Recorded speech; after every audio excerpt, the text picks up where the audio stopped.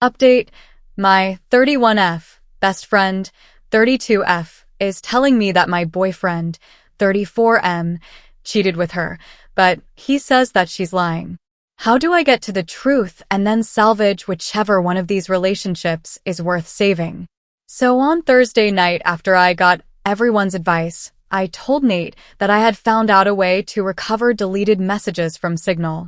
He immediately took out his phone and opened the app and asked me to show him how to do it, so I already thought that must mean he was telling me the truth because he didn't panic or hesitate at all. Which was good because when I tried to download Signal on my old phone, it turned out that it's too old to support the current version of the app, so it wouldn't work. Nate then asked me if we were going to have to go out and buy a new phone for me to believe that he was telling me the truth, and he said that he was willing to do it if that's what it would take. I told Nate it wasn't that I didn't believe him, I just wanted to have some proof, because I just couldn't understand why Becca would lie about it. Nate said that she would lie about it because she's a fucking crazy drunk bitch, and there's literally no way for a non-crazy person to understand why she would do anything, and once the messages prove that he didn't ever want me talking to her again. Then he said to get up because if we were going to go to the Verizon store, we had to get there before it closed. By then, I completely believed Nate anyway, so I told him we didn't have to go anywhere or get a new phone, and that I believed him and I knew he didn't cheat on me, and that he would never do that. Nate said that he would hope I know that, and that he didn't understand why I didn't take his word for it in the first place. I started trying to explain why I didn't want to just immediately dismiss what Becca had said happened, but Nate said that he really couldn't listen to that right now. I said that was fair and agreed that I would cut Becca off, but that first I wanted to try to get her to admit that nothing happened. Nate said fine, but to call her with my phone on speaker because he thought he also deserved to hear her admit that she was lying. So I called Becca and I said the same thing to her that I said to Nate, that I figured out how to recover deleted messages on Signal.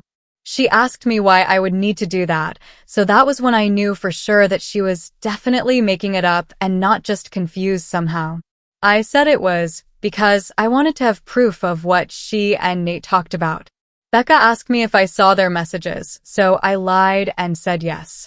After that, Becca just went silent until finally I asked her if she was going to say anything. Then she asked me if that meant that we were engaged now. So then I really just lost it on her and screamed at her, asking her if she was fucking serious and what the fuck was wrong with her and how could that possibly be all that she had to say. Becca started screaming back, telling me to fucking calm down and about how obviously I never believed her anyway because it's not like we broke up over it. I was crying by that point, and because of that I couldn't really say anything else. So then Nate told Becca to go fuck herself and to never ever contact either one of us ever again, and hung up on her. A minute later, Becca sent me a completely unhinged text that I'm quoting here verbatim, apart from changed names. Courtney, you are supposed to be my friend for life. You are supposed to be there for me. You are supposed to be my person. But then you meet Nate, and now you only care about Nate. Everything is about Nate. Tell me why Nate comes to pick me up when I call you. I called you not your precious fucking Nate. I only want you to see how fucked up this is, but do you? No. Of course you don't. Of course you choose Nate over me like you always do and like you always will. You pretend to care about me, but I can see you don't care. It is pathetic, Courtney. You are a pathetic woman who would choose a man over a friend. But since you can't say it yourself, I will. Since you have to have your sweet, perfect little baby Nate do it for you, I will. Goodbye, Courtney. Is that what you want? Goodbye forever. I hope you fucking got what you fucking want. There were the 3 dots after that showing she was still typing more, but I blocked her before she sent it. I don't care about anything else that she has to say. I'm sure it's all just going to be more bullshit about why this is my fault or justifications about why what she did wasn't that bad and I should forgive her.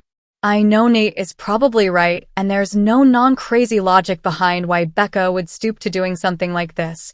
But obviously I've still been thinking about it, and my best guess is that whoever said that Becca still blames me and Nate, apparently mostly Nate, for her being a drunk mess who can't get her life together is right. It seems like she somehow thought that if she said she hooked up with Nate, I'd break up with him but still want to be friends with her, and then everything would magically be fixed. As far as stuff with Nate, I asked him if he thought he could ever forgive me for doubting him, and he said that since I came to my senses and I cut Becca off, he guesses we can try to put it behind us. I don't think he's still going to propose anytime soon. After this, I probably wouldn't if I was him.